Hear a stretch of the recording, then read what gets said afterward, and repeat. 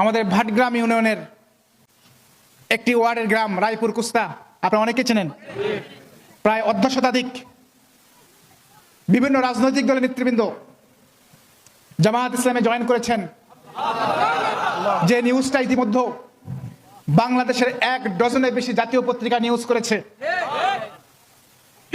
আমরা দোয়া করি যে ভাইরা ইসলামের আন্দোলনের পথে এসেছে, আল্লাহ রাব্বুল আলামিন তাদেরকে আজীবনের দিনের জন্য কবুল করুক।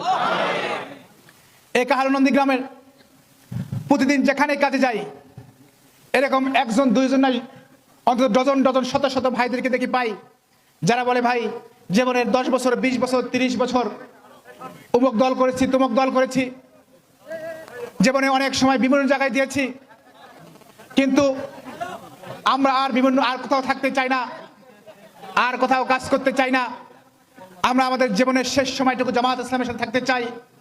অনেক রাজনৈতিক দলকে ভোট দিয়েছি, এই বাংলার মানুষের কেউ ভাগ্যে পরিবর্তন করতে পারে নাই। এবার সময় এসেছে জামায়াত ইসলামকে বেছে নেওয়া, দাঁড়িপাল্লাকে বেছে নেওয়া। আসুন তাদের আমরা বলে, আপনি যদি অনুমতি দেন আমরা প্রকাশ্যে কাজ করতে চাই। আমরা বলি ভাই ধৈর্য ধরেন, আস্তে আস্তে আমরা সব করব, কারণ এত তাড়াতাড়ি সবাই যদি আসেন তাহলে আমাদের দাওয়াতি কাজ করবে কে? আমাদের দরকার কৌশলে কাজ করা। উদু ইলা সাবিলি রাব্বিকা বিল হিকমত। সব ভাইকে বলি আমাদের এত তাড়াতাড়ি ফোকাস হওয়ার দরকার নাই। এমনি আমাদের মাঠের যে অবস্থা, আমাদের প্রতিপক্ষ যারা আছেন তাদের অবস্থা ইতিমধ্যে আমরা সবাই জেনে ফেলেছি, তারা কি পরিমাণ অপপ্রচার করছে। আমরা দৃঢ়ভাবে বিশ্বাস করি যে মানুষরা আজকে আমাদের এই পথে ফিরে আসছেন। ইনশাআল্লাহ সবাইকে নিয়ে একটা আগামী দিনের মডেল কাহালুত এবং নন্দীগ্রাম তৈরি করবো ইনশাআল্লাহ। আমরা যদি ইতিহাসের দিকে তাকাই, রাসূল করিম সাল্লাল্লাহু আলাইহি ওয়াসাল্লামের সেই মদিনার সময় থেকে শুরু করে একেবারে প্রথম বিশ্বযুদ্ধের শেষ দিকে,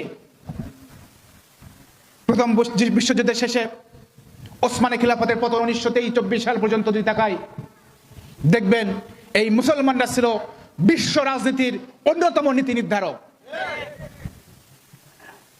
রাসূল করিম সাল্লাল্লাহু আলাইহি ওয়াসাল্লামের পরে 4 খলিফার আগমন হয়। 4 খলিফার সমাপ্তির পরে উমাইয়া খেলাফত ছিল, আব্বাসীয় খেলাফত ছিল, সেলসুক সাম্রাজ্য ছিল, আন্দালুসি ছিল, ফাতিমিরা ছিল, আইয়ুবীরা ছিল এবং সর্বশেষ ছিল উসমানী খেলাফত। এই খেলাফতগুলো হয়তোবা খোলাফায়ে রাশিদার মতো ছিল না, কিন্তু মোরাললেস তারা ইসলামের একটা স্পিরিটকে লালন করত। রাসূল করিম সাল্লাল্লাহু আলাইহি ওয়াসাল্লামের আদর্শকে বেশ করে ধারণ করেছিল, যার কারণে কিন্তু মুসলমানরা সেই রাসূল করিম সাল্লাল্লাহু আলাইহি ওয়াসাল্লাম সময় থেকে শুরু করে একেবারে 1924-23 সাল পর্যন্ত গোটা দুনিয়ার বিশ্ব রাজনীতির অন্যতম গুরুত্বপূর্ণ অংশ ছিল। যখন থেকে